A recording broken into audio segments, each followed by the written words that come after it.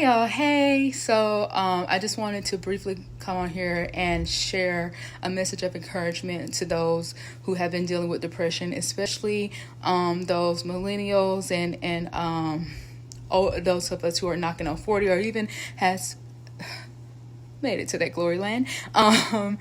There's quite a few who's been dealing with depression. And in that, God gave me yes, it is a mental health condition. You definitely need therapy. God made therapists, and I have been seeing one for years. But you also need to understand it's a spiritual attack. The devil is trying to prevent you from getting to or executing what God has called for you. Especially those of us who feel like we've done it all, we've met it all, we've exceeded our goals or what we thought we were going to do with our lives.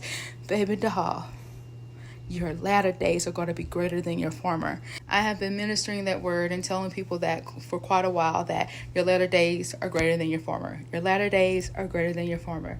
But then today, I actually looked those words up.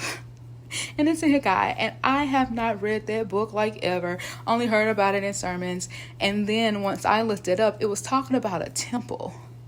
It was talking about a temple that was, they had to rebuild, and he said this temple will be greater than the former one, and that from it, those who dwell in it will have the peace of God. And immediately God gave me the name of my YouTube channel, which is Corinne 620, and it's 620 and 19 through 20 that God gave me, that your body is my temple.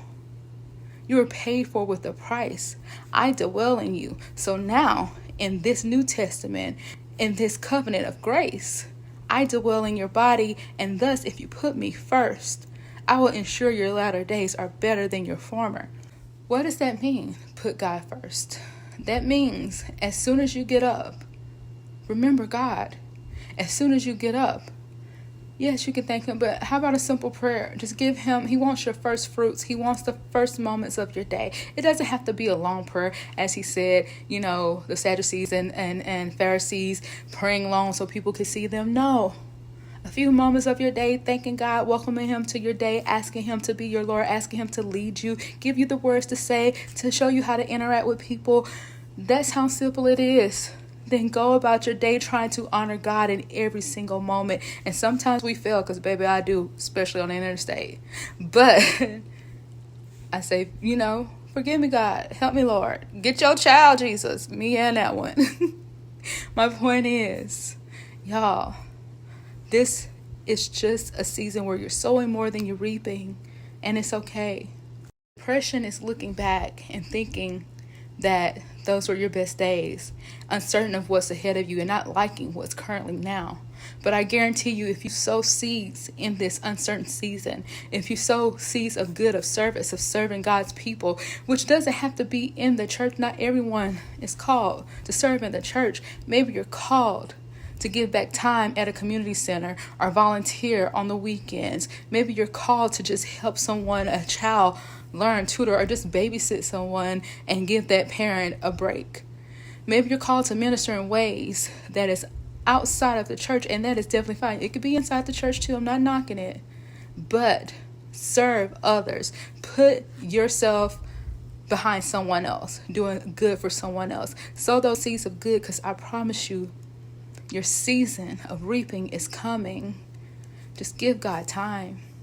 That's been my testimony. He is a faithful God. He is not man that he shall lie. He will stand true to his word. It may take time to see it coming. I waited 7 years for my career to start, and now, Lord have mercy, is he blowing my mind. Just, what does the verse say? Though it tarries, hold on. Hold on. And that's what I want to encourage those who are dealing with depression. Hold on. Get in the presence of God by just listening to gospel music. Keep yourself positive. I know it's hard sometimes.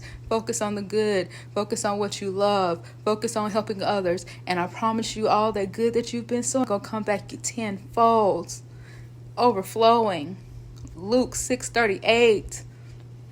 So I close with one of my favorite songs. It also encompasses one of my favorite verses, Romans 8:28.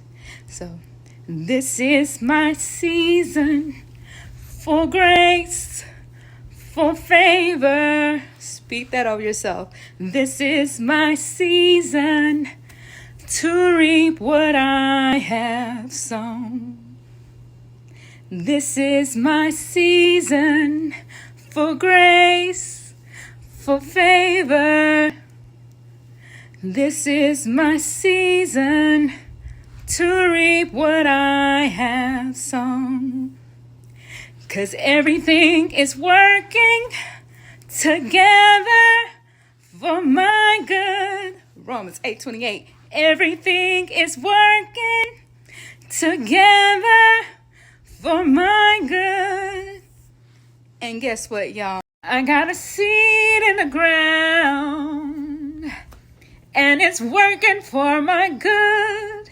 That is, Murphy is working. And you better believe. What does the verse say? One man plants, another one water, but God adds the increase. Just plant, baby. Keep on planting. And whether it takes 7 months, like it did for me to go from crying about my rent to paying over $700 of what I was crying about and not blinking an eye, to whether it takes 7 years for you to start your career, and then in less than, hand to God, in less than 5, ooh, the coin edge. God is going to exceed your expectations. He's going to add the increase. He's a multiplying God. But you got to plant that seed, baby. So be encouraged in your planting season. Be encouraged. And don't let the devil, don't let no demon from hell knock you from what God is preparing for you. And that's all depression is. Trying to knock you from what? Stop you from planting what God has in store for you. But first you got to plant that seed. Go be in service. Go be encouraged. Bye now.